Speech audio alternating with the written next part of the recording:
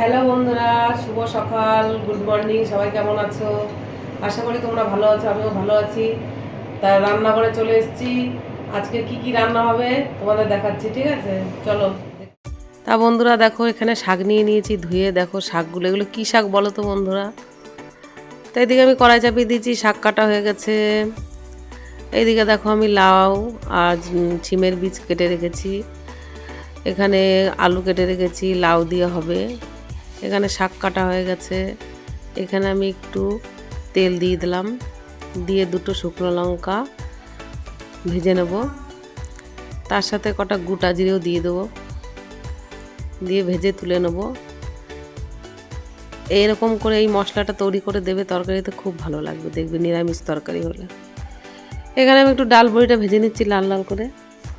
লাউ দিয়ে ডাল বড়ি হবে নিরামিষ।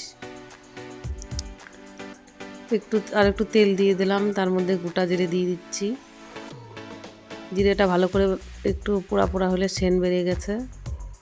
তারপরে দিয়ে দিচ্ছি আলুগুলো, কেন লাউগুলো তো তাড়াতাড়ি গলে যায়, আলুটা মানে দেরি হবে গলতে, ওর জন্য আলুটা আমি আগে ভেজে নেব। আলুটা আমার ভাজা হয়ে গেছে, এবার দিয়ে দেবো লাউগুলো, দিয়ে একটু নাড়াচাড়া করে নিচ্ছি।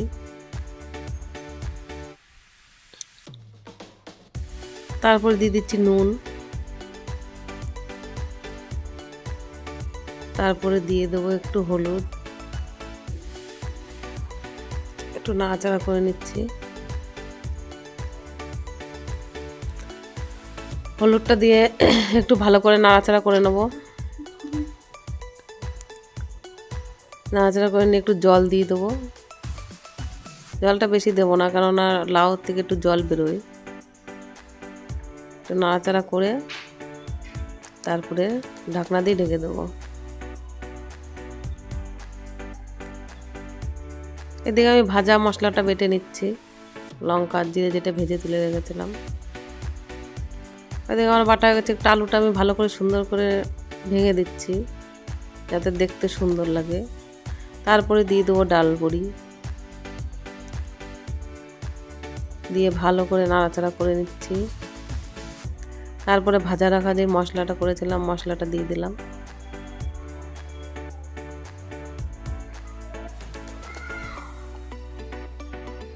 মশলাটা দিয়ে ভালো করে নাড়াচাড়া করে আমি এটাকে নামিয়ে দেবো।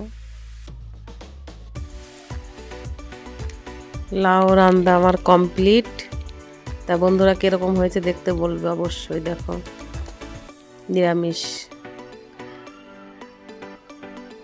এদিকে আমি ছোট ছোট মাছ নিয়েছি, তার মধ্যে পেঁয়াজ দিয়েছি, নুন হলুদ মশলা দিয়ে কাঁচা তেল দিয়ে খুব সুন্দর করে এটাকে মেখে রেখে দেবো কিছুক্ষণের জন্য।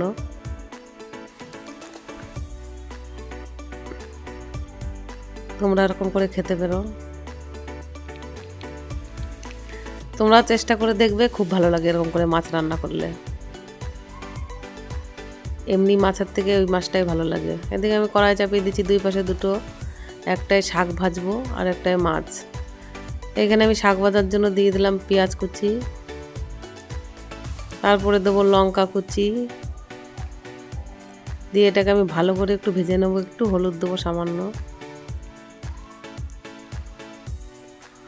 এখানে তেলের মধ্যে জিরে দিয়ে দিয়েছি, আর মাছগুলো ঢেলে দিলাম। এই মাছটা পুরো তোমার আস্তে আস্তে গ্যাস কমিয়ে রান্না হবে, জল দেবো না, আমি জল ছাড়াই রান্না হবে। তারপরে এখানে আমার পেঁয়াজটাও ভাজা হয়ে গেছে, দিয়ে দেবো শাকগুলো। শাক দিয়ে ঢাকনা দেবো, একটু নুন দিয়ে হালকা একটু ঢেকে দেবো জলটা বেরোনোর জন্য। মাছটা দেখি কি হলো। এদিকে মাছটা একটু নাড়াচাড়া করে দেবো, বেশি জোরেও আবার নাড়া যাবে না, ভেঙে যাবে, ঠিক আছে? এদিকে শাকটা ঢাকনা খুলে দিয়ে দেখো শাকটা কইটুকু হয়ে গেছে। সামান্য কটা মটরশুঁটি দিয়ে দিলাম, খুব ভালো লাগবে খেতে। এরকম করে তোমরাও চেষ্টা করো।